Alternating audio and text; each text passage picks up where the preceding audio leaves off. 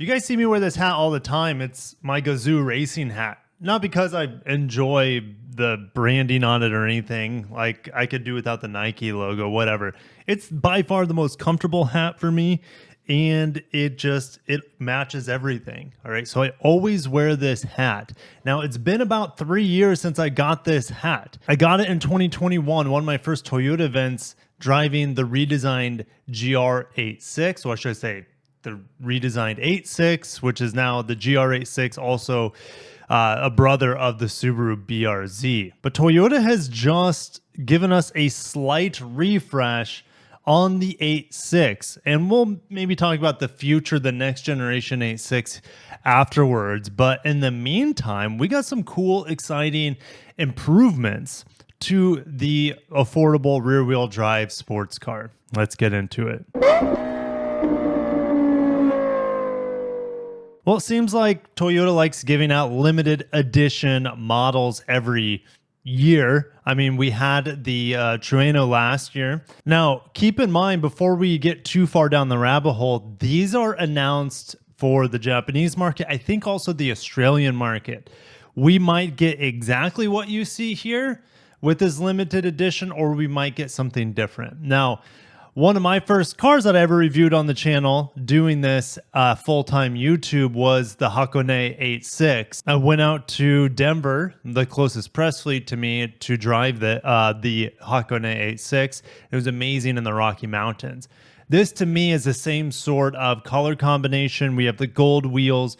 We have, well, I mean, the Brembo brakes. I don't remember that being on the Hakone. It doesn't mean it wasn't. I just don't remember it. We also have this amazing ridge green is what they call this.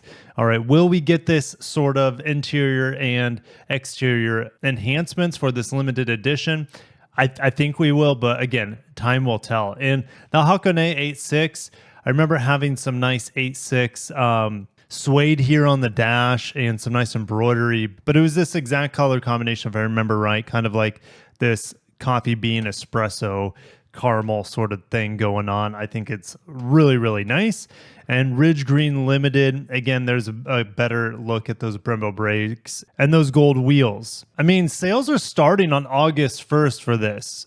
Over in Japan, keep that in mind. And limited to 200 units for the Ridge Green. And they've been taking feedback from a lot of the motorsports, and with the GR86, they are doing everything they can to improve the driving feel of the GR86. And enhancements include improved shock absorber dampening characteristics and heightened electric power steering control, modified throttle characteristics for vehicles with a manual transmission, and an expanded engine speed tolerance range during downshifts for those with an automatic transmission, and a better sense of contact with the ground, better steering response with better linearity. A little bit more into the shock absorbers here. They have improved damping characteristics that give you a better sense of contact with the ground while maintaining the direct handling response typical of a sports car, as well as anticipating the use of the upgraded GR86 in various motorsports. The electric power steering characteristics have been improved to create a car with intuitive handling and instinctive responsiveness that interacts with the driver. The result is agile response performance without jeopardizing steering stability, coupled with an improved steering sensation at the upper limits of performance. For people who like to do heel-toe downshifting, how I read this is that it's going to let you get faster revs with less input. So they've increased the throttle response when you want to blip that gas pedal when you're doing downshifts. Also, automatic transmission vehicles, what they've done is they have let the engine RPMs be higher when you downshift. It's really annoying in a lot of cars with paddle shifters. Let's say you're going from third to second as you enter a turn, but the automatic transmission logic just won't let you downshift to second. Even though there's plenty of RPMs to go into it, it just locks you out because it doesn't want to overheat the automatic transmission or whatever, maybe for longevity. So now they've expanded the RPM range limits while downshifting, which is going to really help out a lot of people there and just make it a more fun car to drive. We also have a newly available tire pressure warning system and also newly available daytime running lights. However, when I looked through all the pictures, I couldn't find any daytime running lights that were different than the ones we have in the United States. So maybe it's a Japanese spec sort of thing they're talking about. They do have pricing, but again, that is for the Japanese market, so it's not going to convert straight from yen to US dollars. It looks like they will have the Ridge Green Limited Edition in automatic and manual transmission. What's interesting, they make you pay about 100,000 more yen for the automatic, which you guys know the manual is the way to go in the GR86 as well as the BRZ. I'll see you guys down below on this nice refresh to improve the upper limits of the GR86 and the overall feel of the GR86, but I'm almost positive I'll be driving it here in the next few months, so stay tuned for that. But I want to talk about the next generation GR86. There's rumors all over the place with this car, but things are getting a little bit clearer now with Toyota, their new engines, I should say. So let's get into this, and we'll just kind of throw everything out there. But I think what all the rumors agree on is that development and production will be on the Toyota end this time instead of Subaru. So we're going to have a fully Toyota sports car. The BRZ seemingly will stick around, but it's not going to have really any Subaru technology in it. They might help tune the vehicle and develop it, but it's not going to be their hybrid technology. If they go hybrid, it's not going to be their engines or their platform. It's not going to be produced at a Subaru plant in Gunma, for example. So, all right, this is extremely different here.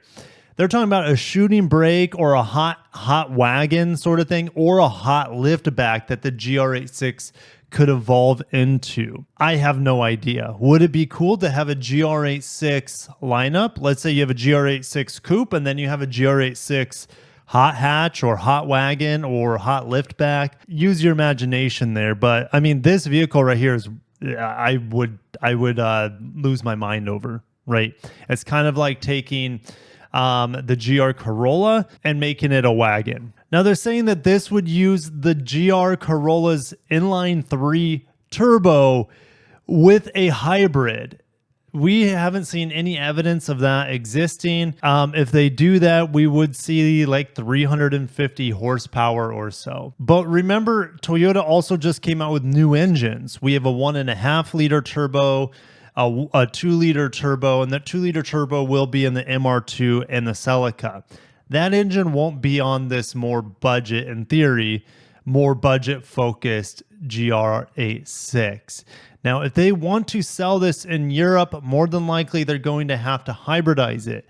But with the 1.6 liter, 350 horsepower, that just sounds like way too much power for an 8.6. What could they do? Well, I think they need to keep it affordable. If we look at the Prelude coming out, which I'm going to have to make another video, the thoughts are the Prelude is going to be hybrid. It's guaranteed to be hybrid, actually, but it's going to use Honda's 200 horsepower or so 2-liter hybrid system. Toyota could do the same thing here with the 8.6, but it would really take away a lot of the sporty characteristics in theory, because unless they somehow find a way to mate a manual transmission to it, I just don't know how well it would fly with enthusiasts. But in order to keep things cheap, again, the 1.6 liter turbo 3-cylinder with a hybrid system, that sounds like starting price at $40,000.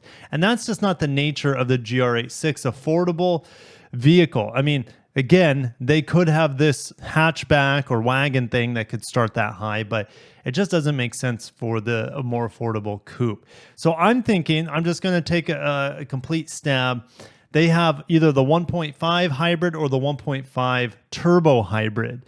And the turbo hybrid could give us 250 plus horsepower. That's more in line with what we have with the 8.6. All right, obviously more, but the 1.5 turbo with the new direct automatic transmission sounds pretty tasty to me, or the 6-speed manual if they want to put a manual in with the hybrid. Heck, Lexus is even working with synthetic manuals on battery electrics. So there's no doubt in my mind that Toyota has the ability to make a manual transmission hybrid. As much as I like to see this vehicle from Toyota, I just don't understand how it can fit into their lineup unless it's kind of like a 4-door Celica or something like that. All right, they got to keep the GR86 a coupe, in my opinion. And how awesome would it be to have a Toyota coupe to go straight against the Honda Coupe, right? Now that we finally have the return of the Prelude. And if you made this far in the video, I appreciate you. Smash the like button for the GR86. And whatever Toyota's cooking on in the background, make sure you're subscribed so we can talk about it in the future when I get some breaking news. All right. Thank you for watching. Have a great day.